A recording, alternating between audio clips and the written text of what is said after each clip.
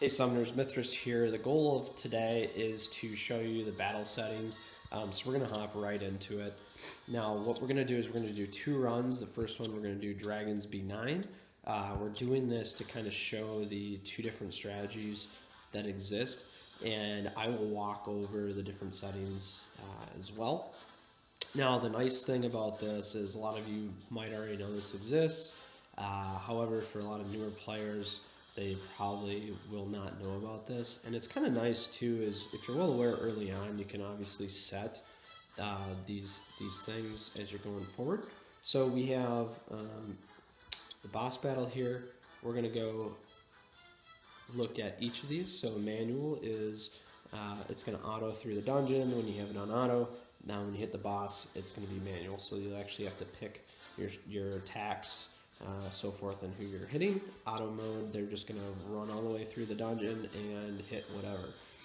Again, like it's, you're already autoed through the dungeon. Now attack order, what's going to happen here is you actually get to choose the order at which when you're going to attack when you get to the boss. So in this case, I like running the B9 dragon just because I can just hit him for 1 and power through the rest of this stuff. So what this is doing is assigning the order to your monsters when you approach the boss. Now it's great. I do this for Giants B10 as well.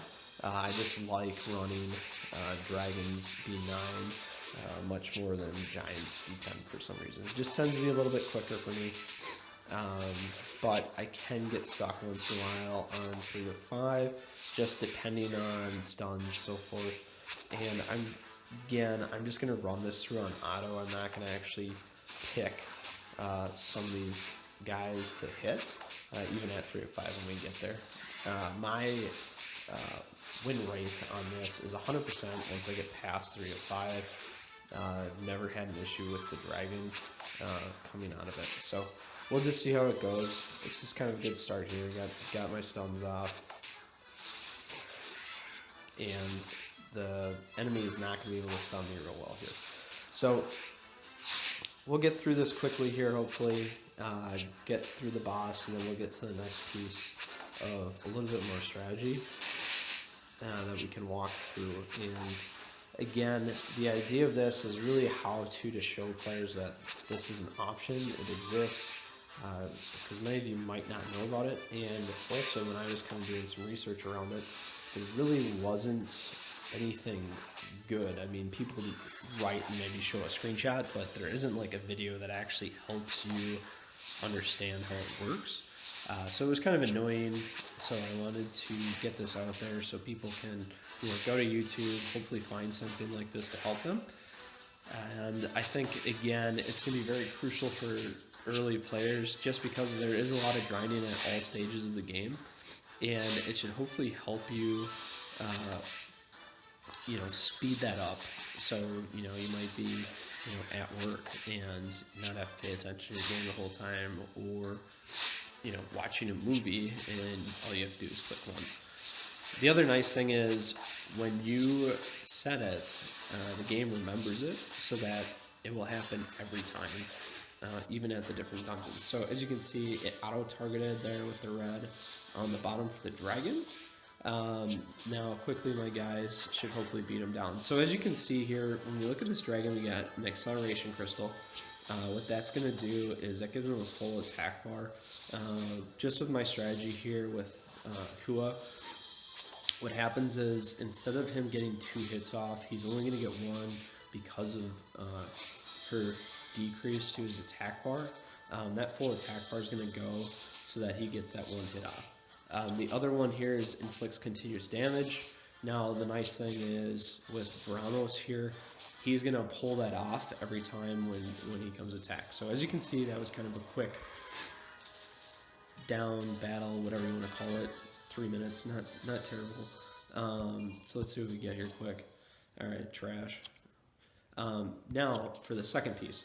So today we have the Hall of Wind, and one of the reasons why I want to show this is because there is a little bit of strategy like some of the other bosses to beat. So we'll run B10. Now one of the things that I want to do, so here's a little bit different crew that I run for Hall of Wind B10. Now, this one has a little bit different strategy. So unlike the B9 dragon, who I can just power through, there's actually a different process for me to take the Wind Guardian down. It can be a little bit more time consuming. Hopefully it's not going to be too bad. But again, it's just based off the attack order and understanding of what's going to happen. So knowing ahead of time, again, we're going to go to our settings button in the bottom left. We're going to go to boss battle. Currently on auto mode, but we're going to move that to attack order. So unlike the B9 dragon, we can't just hit the boss, because what happens is he's got these two crystals. The right crystal is an immunity, so we need to get rid of that crystal first. Then the left crystal is actually a full heal. My team cannot burn him quick enough before that full heal goes off, so we need to burn the left crystal. And then ultimately that leaves us with the boss. You got it. So what we're going to do now is we're going to show this and show how the monsters will actually react to the different setting here, and go from the right crystal to the left crystal, and then ultimately to the boss.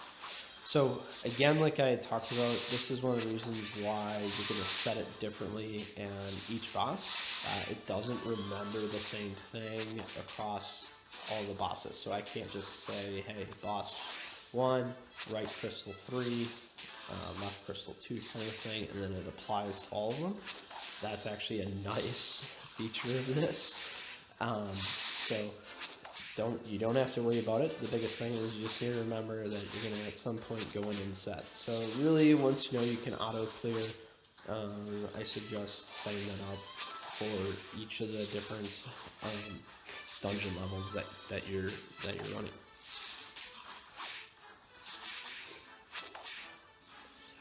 And yes, you are probably right. I could have picked maybe some easier dungeons or something like that to display this. However, I feel like this is a little bit more challenging, and for that reason, it's one of the better reasons to show these different strategies and how they work. Because the reality is, as you progress, you're going to want to have those strategies down so that you don't have to do this every time.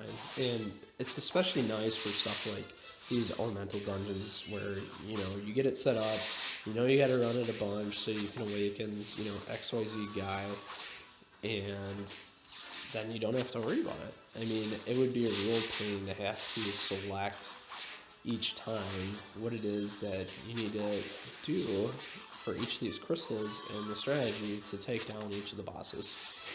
And this just kind of expedites that. And hopefully this tip will help expedite your running as well.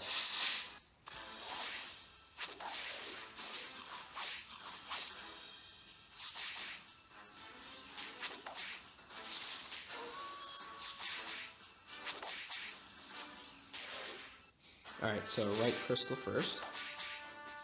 So as you can see, like I said, this is invincible crystal.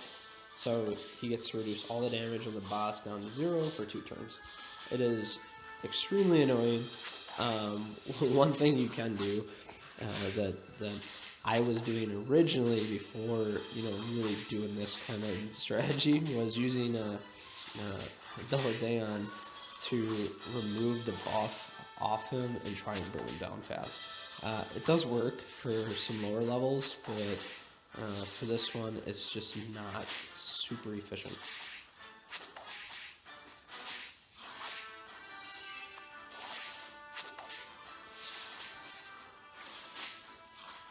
Alright, so now it should go to left after this is down. Yep, so as you can see, the red target switched on the bottom. So now this time we are burning this one down because it fully recovers his HP. And we just can't burn him down fast enough with this squad. This group really relies on, some speed, health recovery, and then some dots. So it's very spread out. It's not like I got, super, super big nuker, I would say, who was, hits fairly hard. But again, as you can see, this one takes a little longer. The other thing you could do is, in this case, once that slow is applied, I could probably switch to the boss and burn him down.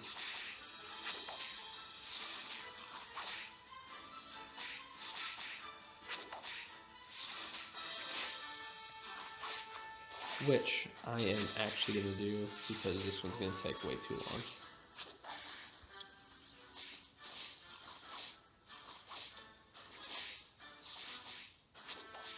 But anyway, hopefully you guys get the gist of this and how it's supposed to work.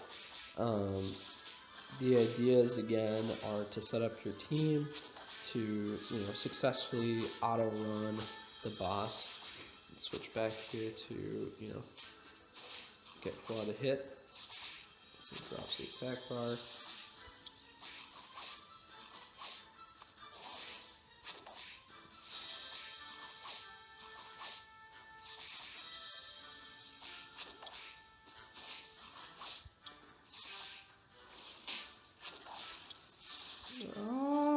Struggling, sorry guys. Please forgive me. They'll probably get his full attack off, or health, maybe not. Oh, it's too close. Oh no. My bad. Sorry for making you put up with me for extra 30 seconds, potentially.